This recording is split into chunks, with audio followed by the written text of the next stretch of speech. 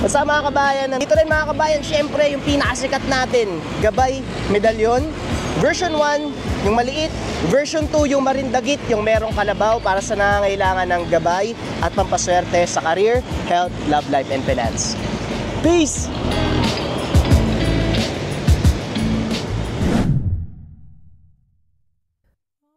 Ang kwentong ito ay hango sa totoong buhay.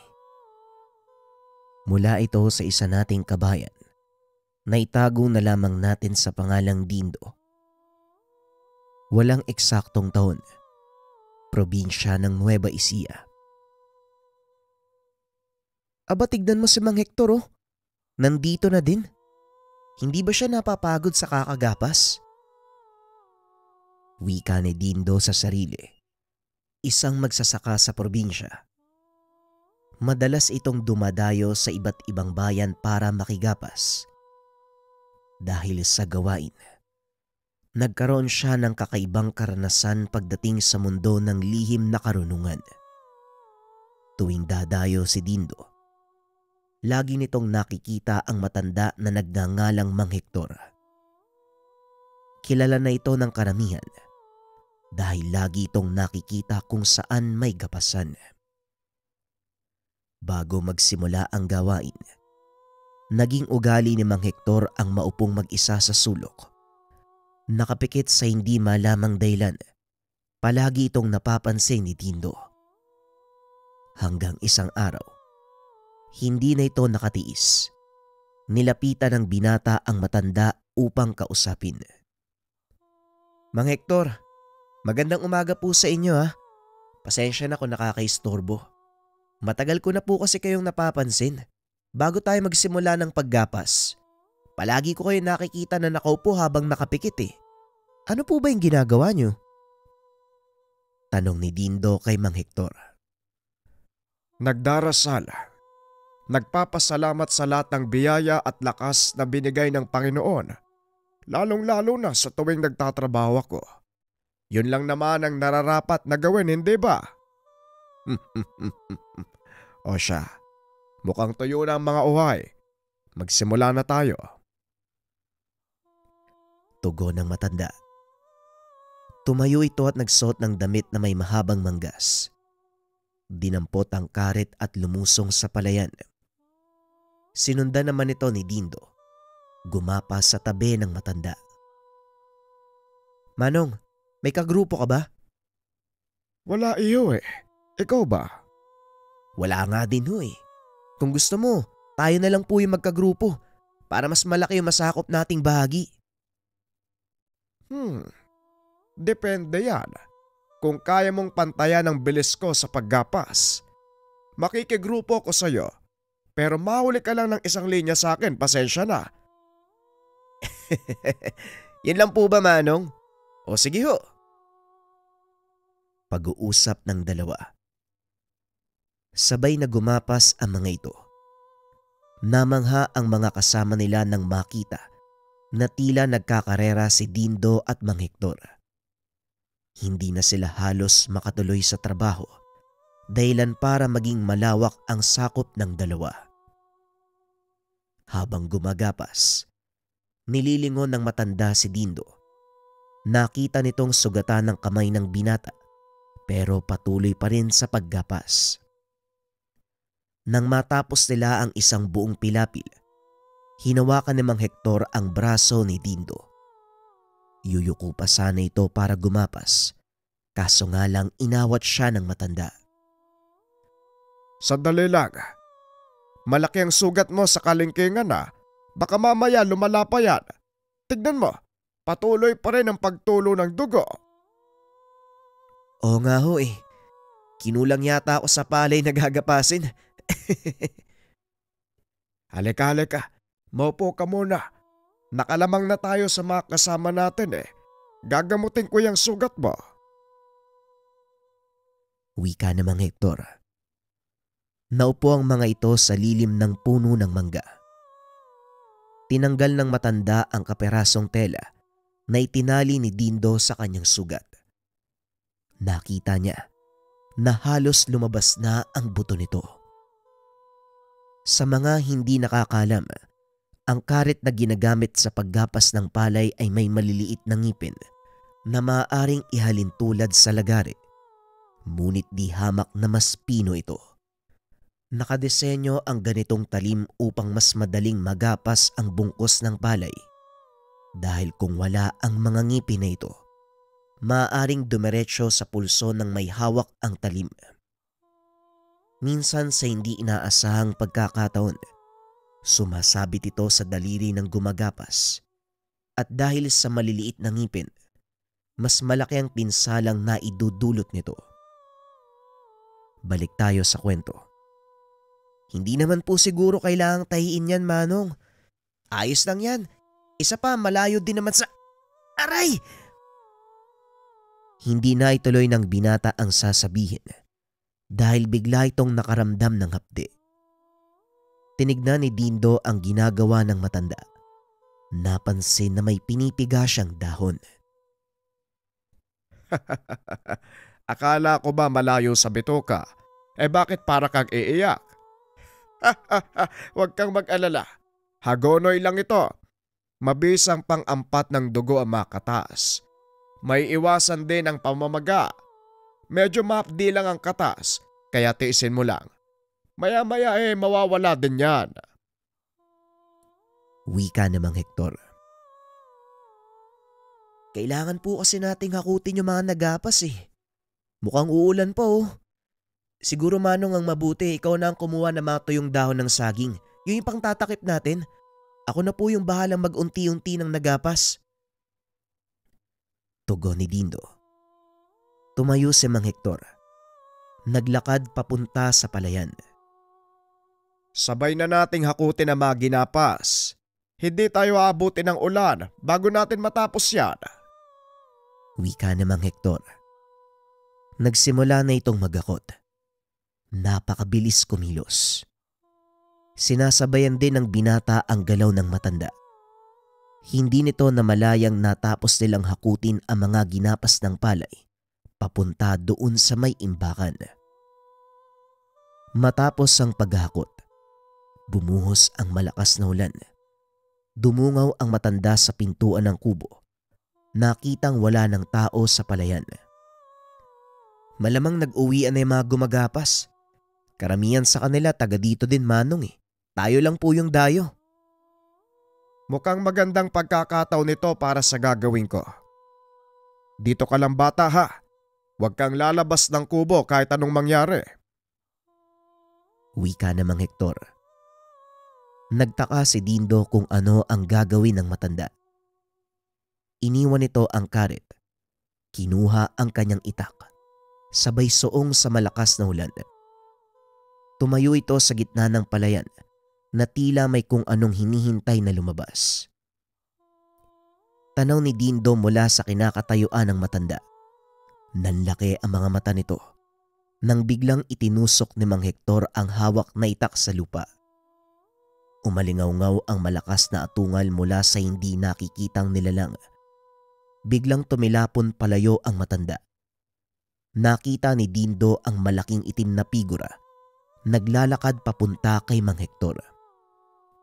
Sinakal nito ang matanda. Pilit naman itong kumakawala. Kaso nga lang madulas ang kamay ng nilalang na iyon. Kaya hindi niya ito nahawakan ng maayos. Dito nagpa siya si Dindo na tulungan si Mang Hector. Dinampot nito ang dalawang karet. Dali-daling tumakbo sa kinaroroonan ng matanda. Tinagpas ng binata ang kamay na nakasakal kay Mang Hector. Gamit ang isa sa mga hawak na karet. Naputol ito at naging putik.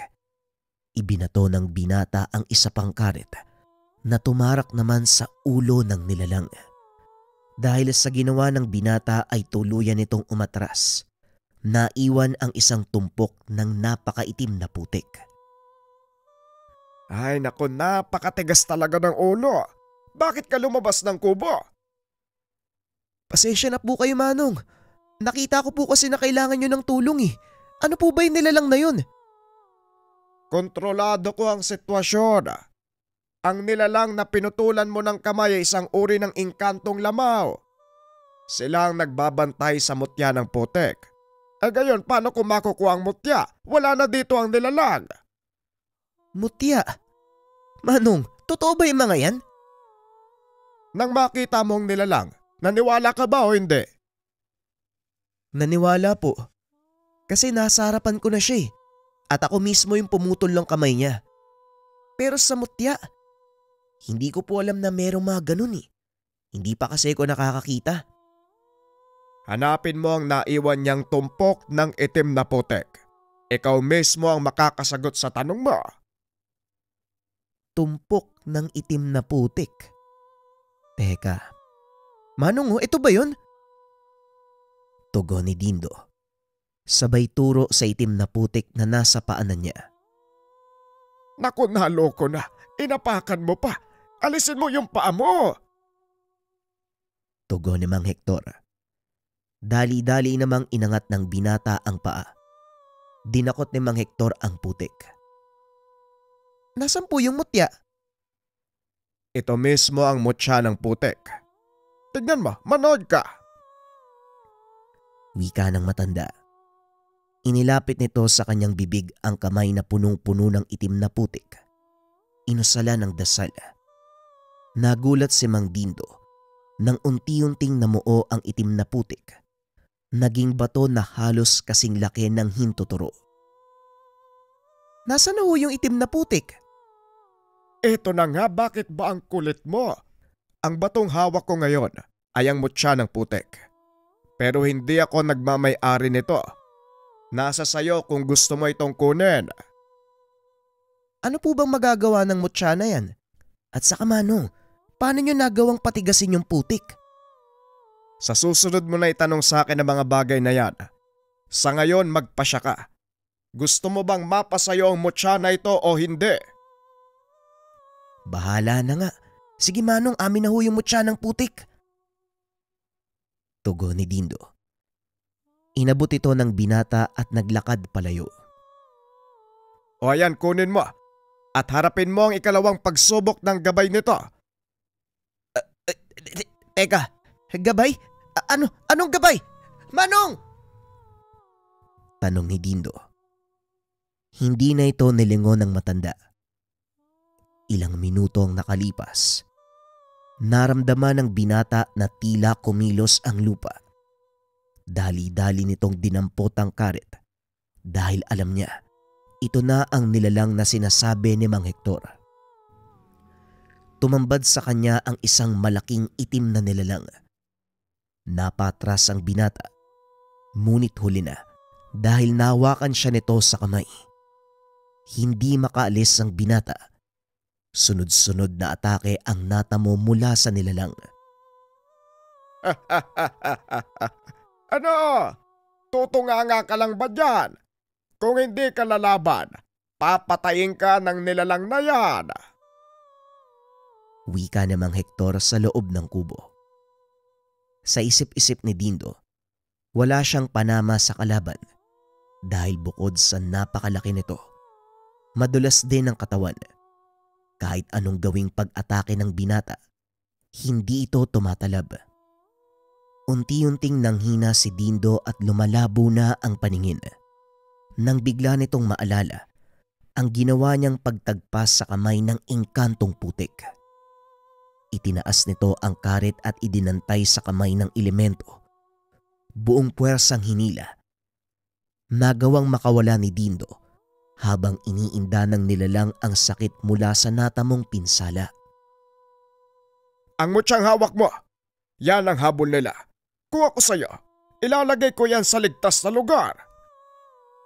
Wika ni Mang Hector.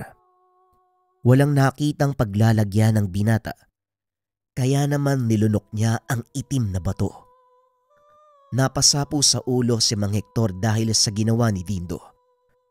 Ay naku naman, paano mo ngayon ilalabas yan? Ay talaga oo, hindi nag-iisip tong batang to eh. Wika ni Mang Hector. Muling sumalakay ang nilalang at sa pagkakataong iyon, sinalubong ni Dindo ang kamay nito gamit ang karet. Sunod-sunod na taga ang ibinigay ni Dindo sa nilalang hanggang sa matadda dito at kusang tumakas papalayo doon sa lugar. Naupo na lang si Dindo habang hinahabol ang hininga. Maya-maya pa, bigla itong nakaramdam ng pagsama ng tiyan. Dali-daling tumayo ang binata at tumakbo sa tabi ng sapa. Maya-maya ay bumalik ito bit-bit ang itim na bato. Ay naku talaga, oo. Kusa naman palang lalabas. Ano ngayon? Naniniwala ka na ba sa mga mutya? Oo, Manong. Pero hindi mo pa rin nasasagot yung tanong ko eh. Ano ho ba yung bisa ng mutya na to? Hanggat nakalapat sa lupa ang mga paa mo, hindi katatabla ng sandatang gawa ng tao. Gagaling din ang mga natamo mong pinsala at bukod pa dyan, may taglay ding sa bulag ang mutya ng putik. Hindi ka makikita na makaaway mo sa oras na dumapa ka sa lupa. Wika ni Mang Hector. Namangha si Dindo sa kakayahang taglay ng tangan. Ngunit hindi pa niya ito nasusubukan. Kaya medyo nagdadalawang isip pa ito. Paano ko malalaman kung gumagana nga yung mutya? Pwede ko bang subukan? Yan ang wag na wag mong gagawin. Hayaan mong ang mutya ang kusang magpakita ng kakayahan nito. Dahil ang pagsubok sa isang mutya, hindi paglapastangan sa gabay nito. Tugon ng matanda. Matapos ang pangyayaring iyon, lubos na nagbago ang buhay ni Dindo. Naging matalik na magkaibigan ang dalawa. Pinaliwanag din ng matanda ang dahilan kung bakit siya dumarayo sa ibang baryo at bayan para mangolekta ng mutya.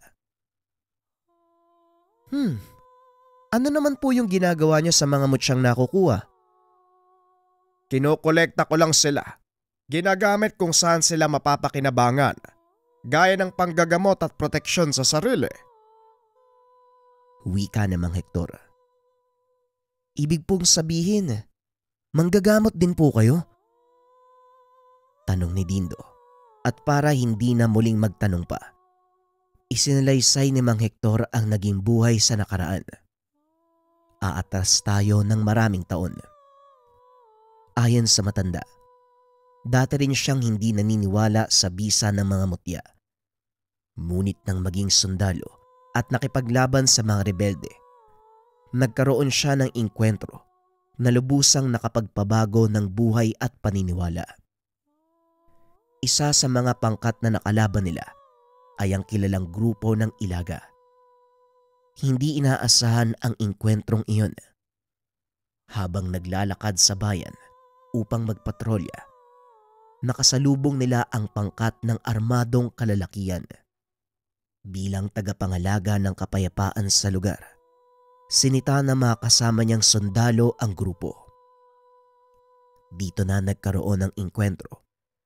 Mabilis na nakapagtago sina Hector at ang ilan sa mga kasama. Gumante ng putok ang mga ito.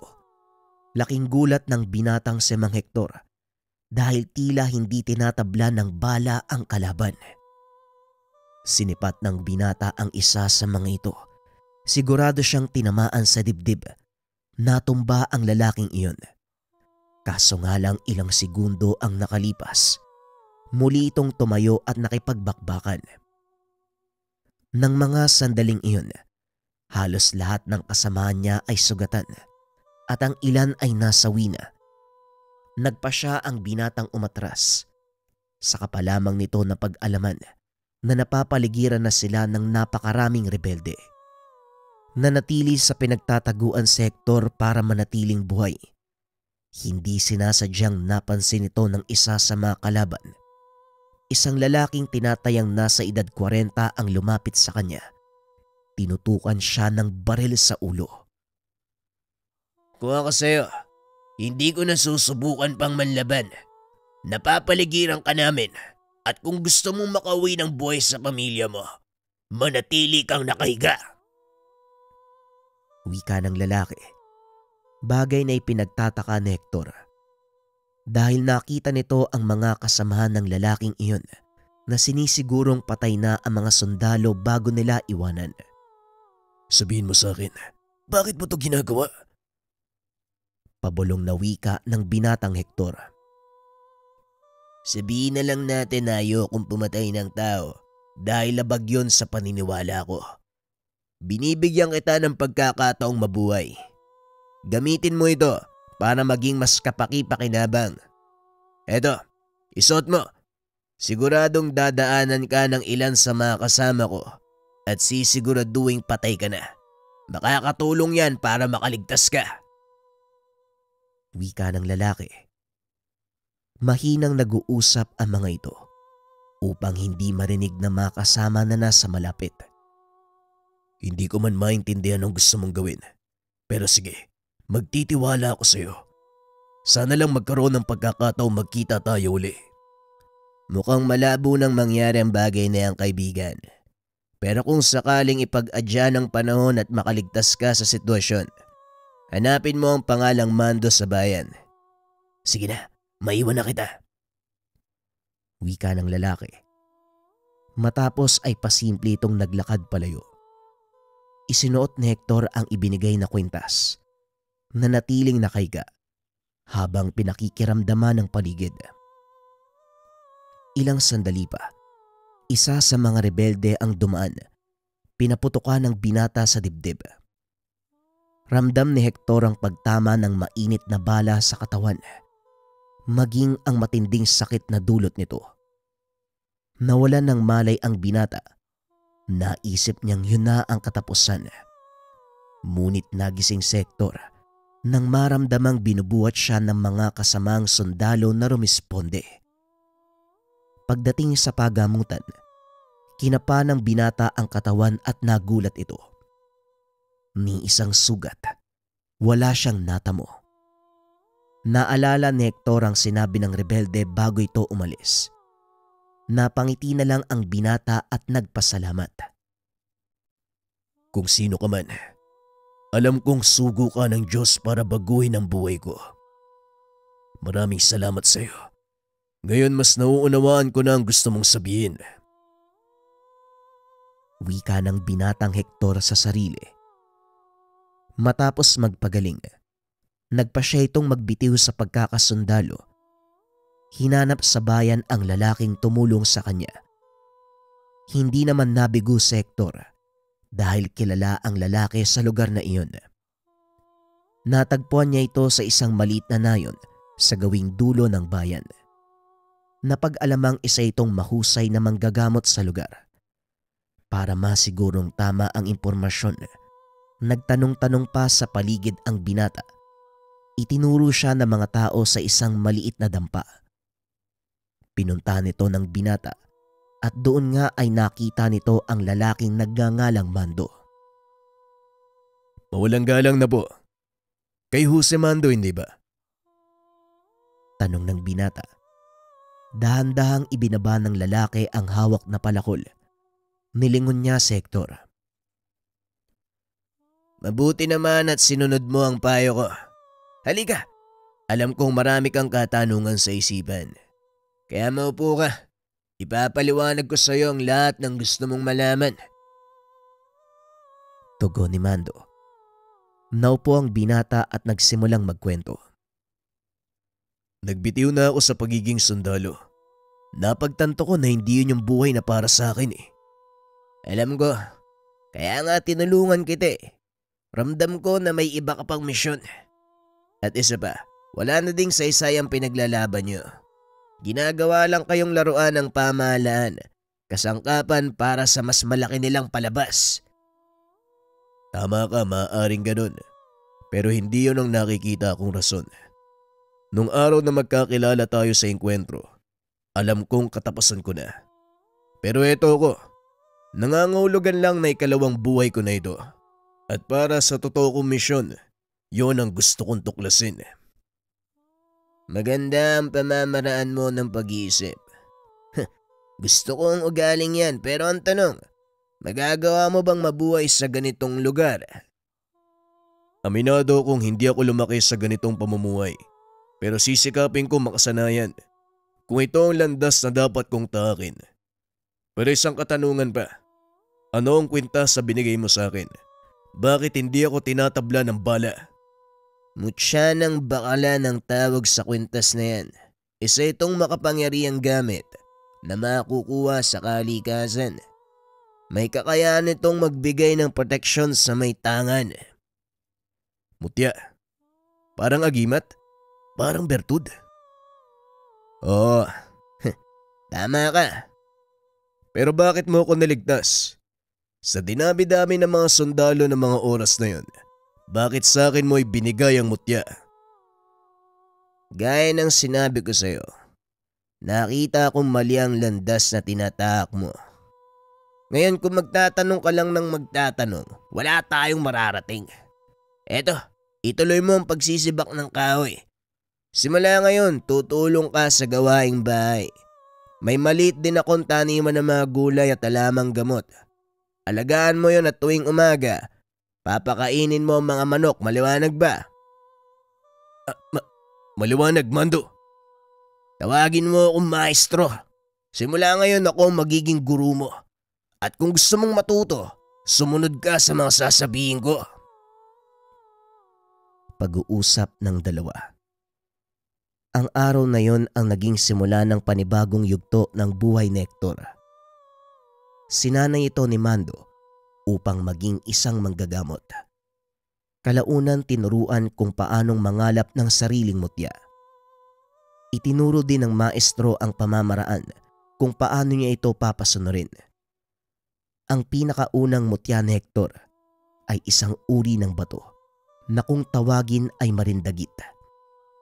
Nagtataglay ito ng malakas na gabay, kaya naman nahirapan ang binatang pasunurin ito. Halos ikamatay ni Hector ang pakikipaglaban sa nilalang na nagbabantay dito. Ngunit kalaunan, nagawa niyang pasukuin ang elemento at tuluyang nakuha ang mutya. Habang ginagampanan ang pagiging manggagamot, paminsan-minsan ay lumalabas ang dalawa upang mangalap ng mutya. Isabay na rin dito ang kasangkapan para sa panggagamot. Habang naglalakad sa kagubatan, nag-uusap ang dalawa. Nabanggit ni Mando ang isang uri ng makapangyarihang mutya. Alam mo ba, Hector, may isa akong mutya na nais makuha. Pero napakailap. Hindi basta-basta magpapakita. Ito ang mutya ng dahong palay. Ano naman po ang bisa nun, maestro? May kakayahan itong gumamot ng kahit anong karamdaman. Mapapisikal, gawa ng tao o kahit gawa ng engkanto. Sa tamang pagsasanay, nagagawa nitong makabuhay ng patay. Nagulat si Hector dahil hindi nito inakala na may ganong uri ng bertud. Saan naman makukuha ang ganong uri ng mutya, maestro? Sa palayan. Mahirap hanapin ang mutyang yun, Hector. Maliban pa dito, malakas din ang nilalang na nagbabantay. Kaya kung sakaling makita mo man ito, hindi mo rin kaagad-agad makukuha. Maliban na lang kung talagang determinado ka at wala kang takot sa kamatayan. Tugon ni Mando.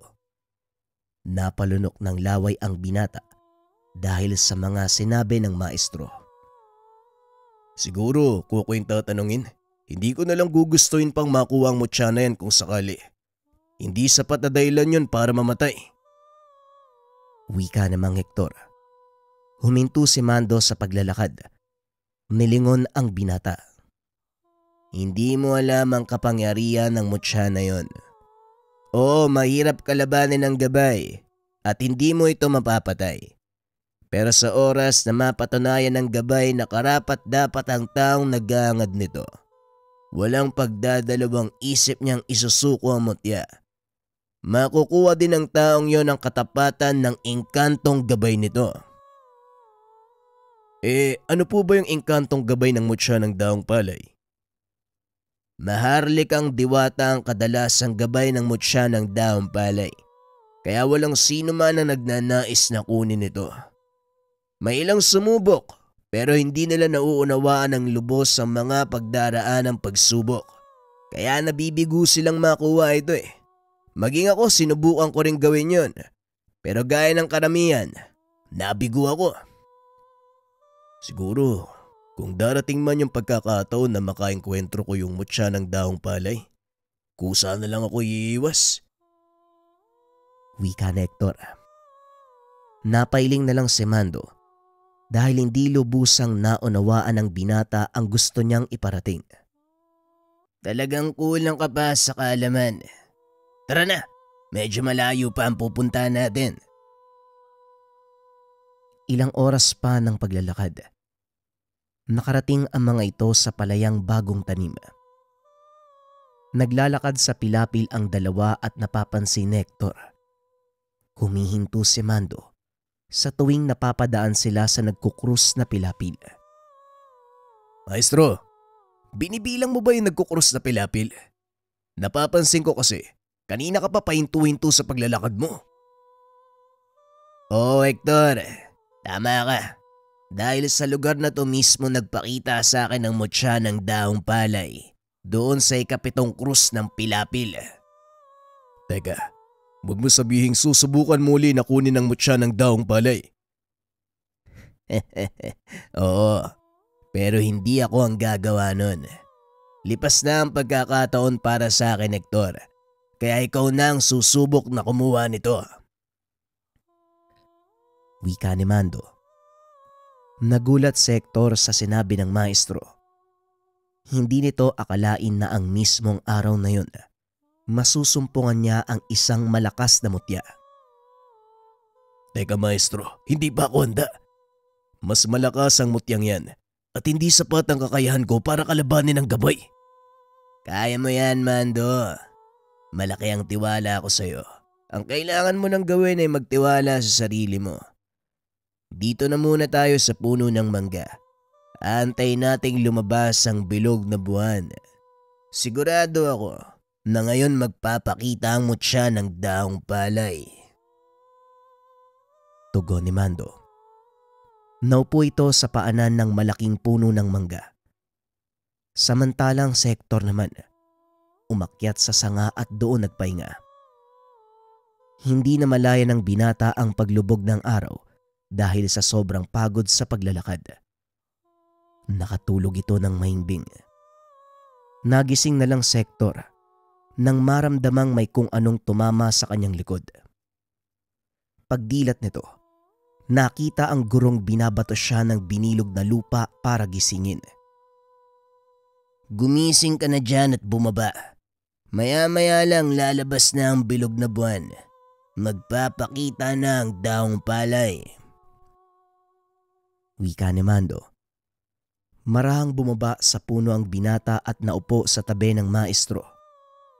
Ilang minuto ang lumipas. Sumilip na ang bilog na buwan. Paano po natin malalaman kung nandyan na ang mutya ng daong palay? Titigan mong mabuti ang palayan. Lalo na doon sa ikapitong krus na pilapil.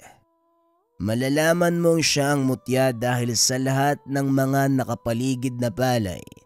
Siya lang ang bukod tanging kumikinang sa oras na makita mo ito. Huwag ka ring magdadalawang isip na ulihin dahil siguradong tatakbo yun palayo. Tugon ni Mando. Hindi inalis ni Hector ang tingin sa palayan. Nasa sentro na ng kalagitnaan ng buwan, ngunit hindi pa rin nagpapakita ang mutya. Nakatulog na rin si Mando. Nakaramdam ng antok ang binata. Patuloy siyang nakatitig sa palayan hanggang sa mapansin nito ang tila munting liwanag na naglalakad sa pilapil. Kahugis ito ng bagong tubong palay na may iilang dahon. Tumayo si Hector at gaya ng sinabi ng maestro, walang pagdadalawang isip na hinuli ang mutya. Mabilis na dinakma ng binata ang palakad-lakad na tubo ng palay. Siniguradong hindi ito makakawala. Kumuha ng itim na tela si Hector. Ibinalot ito sa nakuwang mutya. Ngayong nahuli na kita, isa na lang ang kailangan kong gawin. Walang iba kung hindi harapin ang gabay mo. Wika ni Hector. Napalingon nito sa likod. Nakita ang isang matipunong lalaki na nakasuot ng makinang na baluti. Alam ng binata na yon ang gabay ng mutya. Isinilid nito sa bulsa ang itim na tela. Akmang bubunot ng itak. Ngunit nakita niyang hindi kumilos ang nilalang. Wala itong dalang sandata maliban sa isang kalatas na nakalutang naman sa hangin. Binitawan ni Hector ang hawakan ng sandata. Pinakiramdaman ang susunod na gagawin ng gabay. Batay sa kilos mo, napapagtanto kong alam mo na ang mangyayari. Sumusuko ka na ba? Paano mong nasabi ang bagay na yan? Binitawan mo ang hawakan ng iyong sandata. Hindi lahat ng laban madadaan sa dahas. Binitawan ko ang aking sandata dahil wala naman akong nakikitang panganib. Hindi mo ba alam na kaya kitang patayin ngayon? Hindi ka ba natatakot sa akin? Natatakot? May dapat ba akong katakutan? Isa pa, kung may balak kang patayin ako, dapat kanina pa. Malaki ang pagkakataon mong gawin yon nang nakatalikod ako, pero hindi mo ginawa.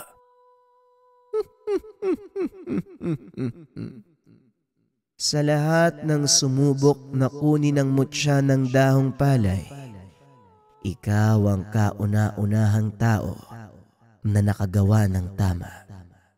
Pakiusap, pakawalan mo ang alaga ko. Heto, tanggapin mo ang mutya. Nanlaki ang mga mata ni Hector nang ilabas ng gabay ang isang batong hugis ahas na nakapalupot. Alam mo, sa totoo lang, hindi ko kailangan ng ganitong uri ng kapangyarihan. Sinubukan ko lang din kung magagawa ko itong kunin.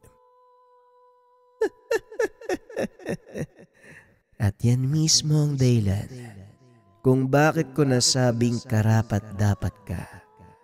Kaya sa ayaw at sa gusto mo, ikaw na ang bagong tagapangalaga nito. Wika ng gabay. Nawala sa kamay nito ang mutya at lumipat sa palad ni Hector. Ay naku, sige na nga lang. Salamat sa tiwala. Ipinapangako kong aalagaan ko ito at gagamitin sa tama. Tugon ng binata. Ngumiti ang gabay at naglaho. Naglakad pabalik sa Hector sa kinaroroonan ni Mando.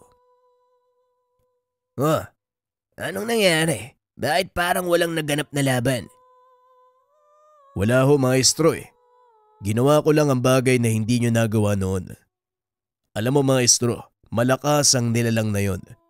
Kahit ang ilan sa mga tangan kong mutya, tila nawala ng bisa nung nakarap ko siya. Eh anong nangyari? Hindi mo rin nakuha? Ay naku, ano ba naman yan? Hindi ko kinuha, pero ibinigay niya sa akin ng kusa. Nanlaki ang mga mata ni Mando nang makitang hawak ni Hector ang mutya. Nung una ay nagdududa pa ito. Hindi yon ang mutya dahil iba ang itsura ng siya ang sumubok. Sigurado ka bang yan yung mutya? Bakit iba yung nakita ko? Ang nilalang na nakita mong palakad-lakad sa pilapil ay ang alaga ng gabay. Ang totoong mutya ay hawak niya. Pagpapaliwanag ni Hector. Matapos ang kaganapang iyon, nakasanayan na ng binatang mangolekta ng mutya. Hanggang sa namaalam si Mando dahil sa katandaan. Mag-isang ipinagpatuloy ni Hector ang gawain nito. Hanggang sa nagpasya ang binatang iwanan ang kanilang baryo. Naglakbay siya papalayo sa lugar upang mangalap ng iba't ibang mutya sa bawat lugar na napupuntahan. Balik tayo sa kasalukuyan. Kakaiba pala yung kwento niyo, Manong, ano? Pero ano ba ang napapala mo sa ganitong gawain? Tanong ni Dindo. Wala ko napapala dito. Kung hindi ang kaligayahang nakikita ko sa mga taong natutulungan ng mga mutya kong tangan. Ikaw, bakit ka nagpasya na sumama sa akin? Bata ka pa. marami kang magagawa. Tanong ni Mang Hector. Ito kasi yung nakita kong direksyon na dapat tahakin, Manong eh. Kahit papano nagkakasilbi ako. Patapon na rin yung buhay ko, Manong eh. Hindi ko alam kung saan ako pupunta hanggang sa nakilala kita. Hindi magiging madali ang buhay na ito, Dindo. Sigurado ka bang kakayanin mo? Kinaya ko nga manggapas ng palay at matulog sa maliit na kubong gawa sa dahon ng anahaw eh. Kaya wala akong nakikitang dahilan para hindi ko kayanin ang buhay ng antingero. Iba ang mundong ginagalawan ng mga antingero, Dindo. Hindi ito kagaya ng pisikal na mundo. Kaya maganda ka. Marami tayong pagdaraan ng pagsubok. Maraming araw ang lumipas. Magkasamang namuhay ang dalawa. Itinuro ni Hector ang lahat ng nalalaman sa binata. Naging mahusay itong manggagamot at kalaunan. Nakasanayan niya ang pangolekta ng mutya. Pinili nilang manirahan sa gubat sa maliit na dampa. Patuloy pa rin sa panggagapas ang dalawa. Sa pagkakataong ito, nagkaroon ng totoong inkwentro si Dindo sa isang buhay na mutya. Kasalukuyang nagpapahinga ang binata sa ilalim ng puno ng nara, samantalang si Mang Hector naman, nasa sapa, namumulot ng mga balinday na pwede nilang ihawin para sa tanghalian. Matapos ay bumalik ito sa puno upang ipaluto kay Dindo ang mga nakuhang kabibe. Dindo, ikaw na magluto nito at kukuha pa ako ng buho para pagsaingan ng dala nating bigas. Sige ho, Manong. Ako na ang bahala dyan. Tugon ni Dindo. Iniyaw nito ang mga balinday. Habang nagluluto, napatingala ang binata sa puno ng nara dahil may kung ano itong nakita sa sanga. Tinitigan ni Dindo ang bagay na yon hanggang sa mapagtanto. Isa itong ahas na nakakubli sa sanga ng puno. Kakulay ng balat nito ang sanga, kaya sa unang tingin hindi mo kagad ito mapapansin. Medyo mababa lang ang sanga, kayang-kayang sungkitin. Kaya naman kumuha ng mahabang patpat si Dindo. Kinalabit ang ahas. Tumungaw ang ulo nito. Nakita ng binatang may pangatlong mata ang nilalang. Medyo may kalakihan ang ahas na yon. Alam ni Dindo na hindi ito pangkaraniwan. Binitiwan ng binata ang patpat. Hinayaan itong umalis. Nabaling ang atensyon ng binata nang maamoy nitong nasusunog ang kanilang ulam. Ay naku po, ano ba yan, Dindo? Simpleng pag-ihaw lang hindi mo magawa ng maayos. Ayan, tignan mo. Sunog ang mga balinday. Mabuti na lang at nakakuha ko ng ilang prutas. Ay, pasensya na po kayo, Manong. May nakita kasi kong kakaibang ahas sa sanga ng nara eh. 3 po yung mata at... Hindi natapos ang sasabihin dahil pinigilan nito ni Mang Hector. Huwag ka munang magsalita. Mukhang alam ko na ang tinutukoy mo. May naninirahang mutya sa punong ito. At yon ang dahilan kung bakit may mga engkantong lumalapit. Tugon ni Mang Hector. Ayon pa dito, napansin niya ang kakaibang pangyayari sa puno pagdating pa lamang nila sa gapasan. Balak niyo po bang kunin yung mutya, Manong? Makapangyarihan ang mutyang nananahan dito, Dindo. Hindi ko papalampasin ang pagkakataong makuha ito. Tugon ni Mang Hector. Tila nawala ang gutom ng mga ito nang malamang may mutyang nananahan sa lugar. Pagkatapos ng gapasan, isa-isang nagsiuwian ang mga tao. Nagpa siyang magpaiwan ng 2 para antayin ang paglabas ng mutya. Lingid sa kalaman ni Dindo na ito ang pinakamahirap na laban na haharapin.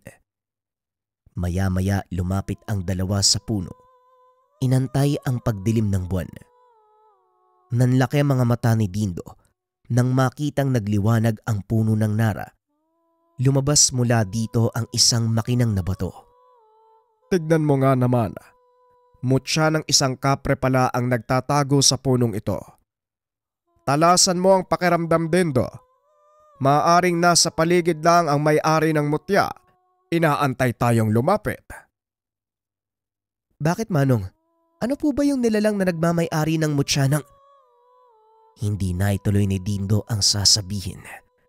Tumambad sa kanya ang malaking itim na nilalang.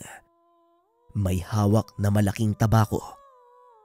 Inilapit ito ng nilalang sa mutya. Kusang dumikit. Nagsilbing baga sa sigarilyo ng kapre.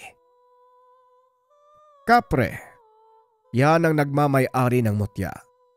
Kung gusto mong makuha yan, kailangan mong makipagbuno sa nilalang at agawin sa kanya ang tabako. Ano? Kaya mo ba? Nandito na ho tayo eh. Hindi na siguro masamang subukan. Tugon ng binata. Dali-dali nitong kinuha ang karet at sinugod ang kapre. Ngunit isang hambalos lang ng malaking kamay ng nilalang. Tumilapo na ang binata. Tumawa ng malakas ang kapre habang humihit ng tabako. Tumayo si Dindo at muling sumugod. Pinapanood lang ito ni Mang Hector. Ilang beses nang tumalsik ang binata, kaya nagpa siya ang matanda na makisali. Tumabi ka. Ako na ang makikipagtuos sa kanya. Naglabas ng mahabang lubid ang matanda. Dinasalan at winasiwas. Tumayo sa kinaupuan ng kapre at hinarap si Mang Hector. Naglakad ang matanda palapit sa nilalang. Iwinasiwas ang hawak na lubid. Pumulupot ito sa paanan ng nilalang. Matapos ay buong lakas itong hinatak ni Mang Hector. Dahil sa lakas ng pagkakahatak, natumba ang nilalang. Kinuha ng matanda ang pagkakataon na gupitin sa katawan. Makailang beses na inataw ng matanda ang kapre hanggang sa sumuko ito. Kusang inabot ang kanyang hawak na tabako. Ganyan lang magpatumba ng kapre. Eto, kunin mo. Wika ni Mang Hector habang inaabot ang mutya sa binata. Bakit niyo binibigay sa akin to? Ikaw ang nakakuha, Manong. Kaya ikaw ang nagmamay-ari niyan. Oo, tama ka. Pero kung kukunin ko yan, dalawa na ang mutya ng kapre ko. Sa tingin mo, bakit ko nagawang talunin ng damulag na yan? Tanong ni Mang Hector. Napagtanto ni Dindo na natalo ang kapre gamit ang sarili nitong lakas at yon ang ikalawang tanga ng binata. Makalipas ang ilang buwan, tuluyang lumakas si Dindo. Kasabay nito ang karagdagang kaalaman sa panggagamot. Malayo na ang narating mo, bata. Sino mag-aakalang lalakas ka ng ganito? Dahil po yun sa inyo, Manong. Pero alam kong marami pa akong kailangan matutunan. Kaya mananatili ako sa tabi niyo hanggat maaari. Magaling. At mukha kang mapagkumbaba. Huwag kang mag-alala dahil hanggat kaya ko gagabayan kita. O syali ka na, magpahinga muna. Bukas ay lilipat tayo sa kabilang baryo. Kabilang baryo? Sa Santa Ynez? Di ba pugad ng aswang yun? Tama ka. Ano naman ngayon kung pugad ng mga aswang? Makikigapas tayo, hindi maghahanap ng gulo. Kung sa bagay tama naman kayo. Sige, Manong, magpahinga na po tayo. Kinabukasan, maagang naglakbay ang dalawa, patawid sa baryo ng Santa Ynez. Papasok pa lang ang mga ito. Napansin nila na masama ang titig ng mga tao. Hindi maganda ang pakiramdam ko dito ah. Mukhang kakainin nila tayo ng buhay, Manong. Wika ng binata. Hayaan mo lang sila. Hindi naman kikilos ang mga yan kung hindi ka gagawa ng anumang ikakagalit nila. Magpatuloy ka lang sa paglalakad. Tugon ng matanda. Pagkalampas nila sa kabisera ng baryo, saka palang napansin ng dalawa na sinusundan sila ng mga tao. Mukhang tama ka, Dindo. Balak nila tayong karnihin. Wika namang Hector. Hinawakan nito ang kanyang itak. Hinarap ang mga kalalakian. Anong pakay nyo sa baryong ito? Makikigapas lang kaibigan. Wala kaming masamang tangka. Sa tingin mo maniniwala kami sa'yo. Kilala kita, tanda. Hindi ba ikaw ang taong pumatay sa pinuno namin? Ilang taon na ang nakakalipas, pero tandang-tanda ko pa rin ang itsura mo. Dahil naroon ako ng mga sandaling iyon. Napatingin si Dindo kay Mang Hector dahil hindi nito akalaing kilala sa lugar ang matanda. Kasalanan ng pinuno nyo kung bakit siya namatay. Sinalakay niya ang isang tahanan at pinatay ang anak ng mag-asawang nakatira doon. Ano sa tingin mo ang gagawin ko? Nagmakaawa sa'yo si Pinuno, pero hindi ka nakinig. Ang lakas ng loob mong magpakita dito. Malakas ang loob ko dahil wala naman akong dapat ikatakot. Ganun ba? Tikman mo ang paghiganti namin. Hindi kayo makakalabas ng buhay. Wika ng lalaki habang nagpapalit ng anyo. Dindo, maging alisto ka. Mabilis silang kumilos at may laso ng kanilang kagat at kalmot. Areglado, Manong. Dito ko masusubukan ng mga bago kong tangan. Hinawakan ng binata ang mutya.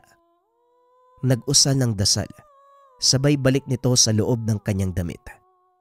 Matapos ay kinuha ang mutya ng kapre mula sa bulsa. Inilagay ito sa kanyang bibig.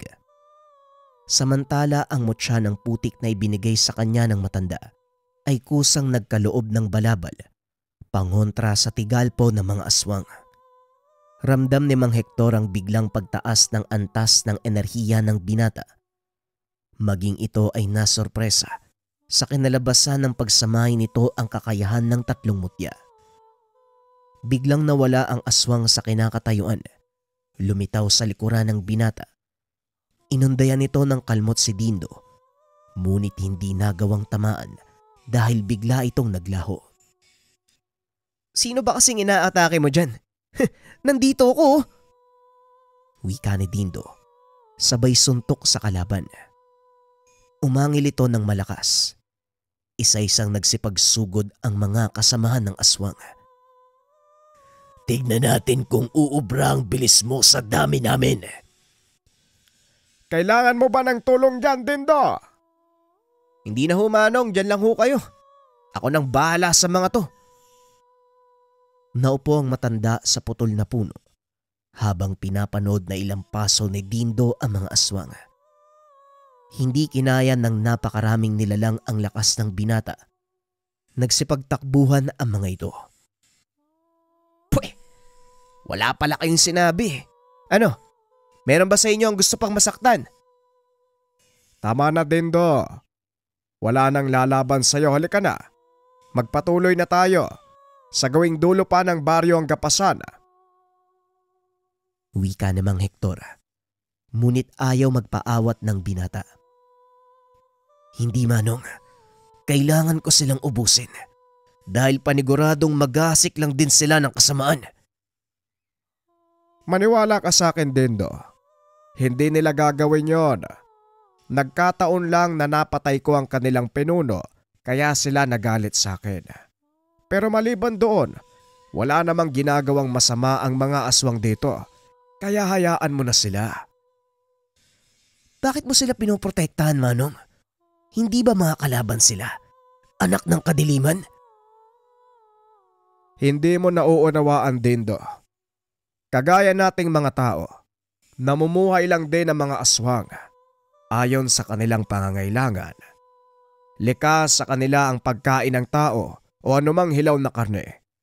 Nagkataon lang, nagmamalabis ang ilan sa kanila, sumusuway sa kasunduan, kaya napaparusahan. Pwede ba, Manong? Huwag mo na silang protektahan. Susuyurin ko ang baryong ito at papatayin ko ang lahat ng makakasalubong kong aswang. Tugon ni Dindo, sabay takbo pabalik sa kabisera. Dindo! Ay nako, naloko na. Nalasing ng kapangyarihan ng binatang ito gamit ang mutya. Hindi ko inaasahan na ganito ang magiging kakalabasan. Patawad, Dindo. Hindi kita nagabayan ng tama. Wika ni Mang Hector. Sinundan nito si Dindo. Ngunit sa kasamaang palad, marami ng aswang ang napatay nito. Magsipaglabas kayo kung talagang matatapang kayong mga aswang. Ang lalakas ng loob yung sumalakay sa mga tao. Ngayong nasa harapan nyo na ako, ilabas nyo mga pangil nyo. Wika ni Dindo.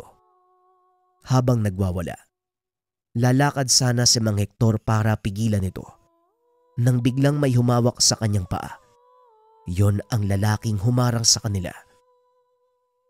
Pakiusap, pigilan mo ang kasama mo.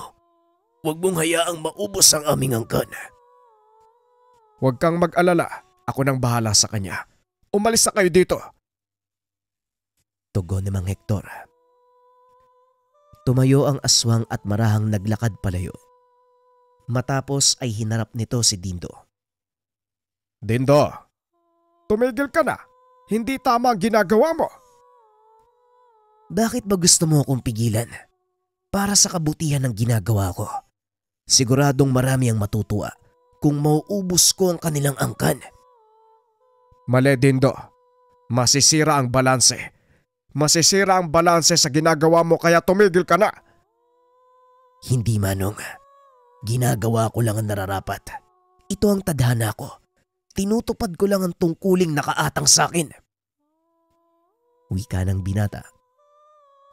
Napailing na lang si Mang Hector dahil alam nito na wala na siyang magagawa. Huwag mo kong piliting gamitin sa iyo ang pinaka-iniingatan kong tangan. Ngayon pa lang, itigil mo na ito. Bakit hindi mo subukan, Manong? Nagtataka ako sa iyo kung bakit mo ko pinipigilan. Gayong ikaw naman na nagturo sa akin ng lahat ng kaalaman ko. Para saan ba ang lahat ng to? Nagsisisi akong ipagkaloob sa iyo ang mutya ng kapre. Hindi ko akalaing ganito ang mangyayari. Aminin ko na ikaw ay produkto ng kabiguan ko. Wika ni Mang Hector. Habang inilalabas ang mutya ng dahong palay sa bulsa. Ito na lang ang nakikita niyang paraan para mapigilan ang mag-aaral. Gagamitin mo sa akin ang pinakamalakas mong sandata. Sigurado ka ba sa gagawin mo, Manong? Hindi mo ko kilala, Dindo. Gagawin ko ang lahat para maisaayos lang ang aking pagkakamali. Ito lang ang nakikita kong paraan. Patawarin mo ko kung hindi kita nagabayan ng maayos. Puro ka salita. Bakit hindi mo na lang subukang gawin? Tugon ng binata. Biglang nagbago ang ugali nito na tila sinasaniban. Itinaas ni Mang Hector ang mutya ng dahong palay. Nag-usal ng mga dasal. Matapos ay sinugod nito si Dindo na mabilis namang nakaiwas. Nagpatuloy ang laban ng mga ito hanggang sa mapuruhan ng binata ang matanda. Ano, tanda? Akala ko ba malakas ka? Hanggang dito ka na lang ba? Dahan-dahang tumayo ang matanda. Muling naglakad papunta kay Dindo. Lingid sa kalaman nito. Nagawa ng ikulong ng matanda ang kanyang kakayahan gamit ang mutya ng dahong palay. Ang mutyang ito may kakayahang magtanggal o magbalik ng buhay ng isang mutya. Kaya ang kadalasang tawag dito ay ina ng mga bertud. Diyan ka nagkakamali. Tignan mong mabuti ang katawan mo. Sa palagay mo ba, magpapatama ako sa iyo ng walang dahilan? Tugon ni Mang Hector. Sabay banggit ng susi na mga dasal. Kusang dumipa ang kamay ni Dindo dahilan para hindi ito makakilos ng maayos. Anong ginawa mo sa akin? Bakit hindi ako makagalaw? Hindi sa lahat ng panahon, lakas at tapang ang pinapairal. Minsan, kailangan mong pairalin ng utak, Dindo. Nagsisisi akong ituro sa iyo ang lahat ng alam ko. Hindi ko man lang nakita na maaaring humantong sa ganito. Pasensya ka na, pero hindi ko nahahayaang lumala pa ang lahat. Tatanggalan kita ng otoridad sa mga hawak mong mutya. Wika ni Mang Hector. Unti-unting nakaramdam ng panghihina si Dindo. Nakita nitong dumadaloy ang mga maliliit na sinulid ng enerhiya mula sa kanyang katawan. Ilang sandali pa ay tuluyan siyang nawalan ng malay. Maya-maya ay nagising ang binata. Wala itong maalala sa mga nangyari. Anong nangyari, Manong? Bakit nandito ako sa kubo? Wala din do. Walang nangyari. Napagod ka lang sa paghahakot ng mga inani nating palay. Kaya magpahinga ka muna. Ako na magpapatuloy. Tinanggal ni Mang Hector ang alaala ng binata tungkol sa mga mutya. Dahil alam niyang muling hangarin ng binata ang mga ito sa oras na maalala ang lahat. Matapos ang ilang araw, patuloy pa rin sa pagdayo sa mga gapasan ng dalawa. Hanggang sa makaramdam ng panghihina si Mang Hector. Alam ng matanda na yun na ang oras para magpahinga. Nakahiga ito sa kanyang papag habang kausap si Dindo. Alam kong marami ka pang dapat matutunan. Kaya huwag kang magpapadala sa mga masamang impluwensya. Gamitin mo ang puso sa tamang panahon at ang utak sa tamang lugar. Huwag na po kayo magsalita, Manong. Kailangan niyo pong magpahinga. Marami pa tayong bayan na dadayuhin. Tapos na ang paglalakbay ko sa mundo, Dindo. At kung ano man ang nasimulan ko, ikaw ang magpapatuloy nun. Eto, sa oras na hawakan mo ang mutya, magbabalik ang lahat ng alaala. Tandaan mo, gawin mo ang tama, iho. Ibaon sa limot ang masasakit na alaala at kabiguan. Mabuhay ka ng mapayapa at nasa panig ng Panginoon. Huwag ka namang magsalita ng ganyan, Manong. Ayoko pa pong mag-isa. Patawad, iho. Pero hanggang dito na lang talaga ako. Hanggang sa susunod nating pagkikita. Matapos ang pag-uusap na yun, tuluyan nang namaalam si Mang Hector. Nagbalik ang alaala ng binata. Pinagsisiyan nito ang mga nagawa. Pinagpatuloy ang panggagamot. Paminsan ay nangangalap ng mutya bilang libangan. Ibinabahagi ito sa mga taong karapat-dapat. Hindi inakala ni Dindo na aabot sa ganon ang kanyang karanasan. Ngunit kalaunan ay pinili nitong mamuhay ng payapa. Ibinaon sa limot ang mga pangyayari, lalo na ang mga masasakit. Sa kasalukuyan, patuloy pa rin nanggagamot ang binata. Sa katunayan, kinilala ito sa kanilang lugar. Sa bawat baryo, bayan at barangay na pinupuntahan, nagiiwan ito ng hindi makakalimutang alaala sa pamamagitan ng mga taong natulungan. Dinala ni Dindo ang lahat ng mga natutunan kay Mang Hector. Itinuro maging sa mga anak. Hanggang sa sumapit ang araw ng pagre-retiro. Sa kasamaang palad, wala ni isa sa kanyang mga anak ang nagmana ng kakayahan sa panggagamot. At ang mga mutyang ipinamana ng maestro, ibinaon kasama ng katawan ni Dindo. Gayunpaman, nanatili ang alaala nito sa kanyang mga mahal sa buhay, lalo na ang karanasan ni Dindo.